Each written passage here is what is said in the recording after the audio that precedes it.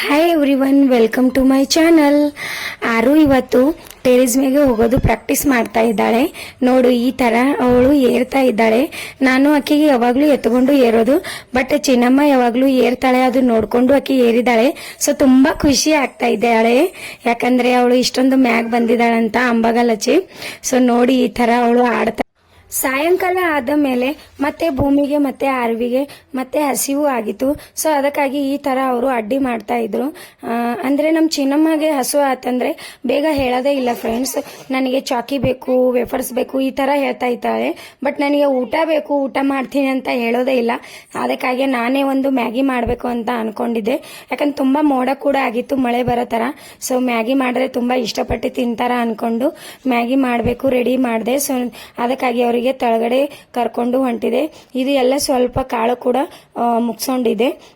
ಇವಾಗ ನೋಡಿ, ಮಳೆ ಕೂಡ ಬರ್ತಾ ಇದೆ. ನಾನು ಹೇಳಿದ್ದೆ ಮಳೆ ಬರೋ ತರ ಇತ್ತು, ಆಲ್ಮೋಸ್ಟ್ ಮಳೆ ಬರೋ ತರ ಇತ್ತು ಅಂತ ಅನ್ಕೊಂಡು ಮಳೆ ಕೂಡ ಬರ್ತಾ ಇತ್ತು.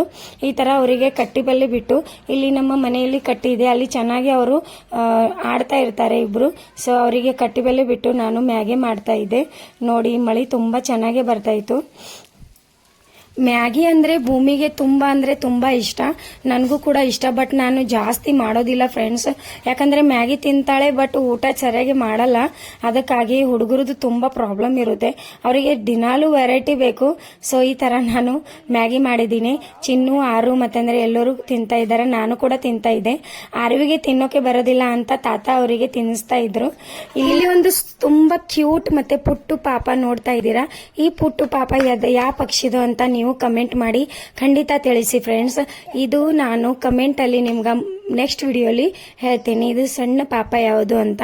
ತುಂಬಾ ಕ್ಯೂಟ್ ಆಗಿತ್ತು ಫ್ರೆಂಡ್ಸ್. ಸೊ ಅದಕ್ಕಾಗಿ ನಾನು ಇದ್ರದ್ದು ಕೂಡ ಶೂಟ್ ಮಾಡಿದ್ದೆ. ಅದಾದ್ಮೇಲೆ ಸಾಯಂಕಾಲ ಆಗಿತ್ತು. ಸೊ ಅಡಿಗೆ ಮಾಡೋಕೆ ಕೂಡ ಸ್ಟಾರ್ಟ್ ಮಾಡಿದೆ, ಯಾಕಂದ್ರೆ ರಾತ್ರಿ ಡಿನ್ನರ್ಗೆ ಪುಲಾವ್ ಮಾಡಬೇಕು ಅನ್ಕೊಂಡಿದೀವಿ. ಇದು ನಮ್ಮ ದೇವ್ರ ಮನೆ. ಸೊ ಇಲ್ಲಿ ನಾವು ಸಾಯಂಕಾಲ ದೀಪ ಕೂಡ ಹಚ್ಚಿದೆ. ಈ ತರ ನನ್ನ ಲಾಗ್ ನಾನು ಇಲ್ಲೇ ಎಂಡ್ ಮಾಡ್ತಾ ಇದ್ದೀನಿ. ನನ್ನ ವಿಡಿಯೋ ಅಲ್ಲಿ ನಿಮಗೆ ಇಷ್ಟ ಆಗಿದ್ರೆ ಕಮೆಂಟ್ ಮಾಡಿ. Thank you.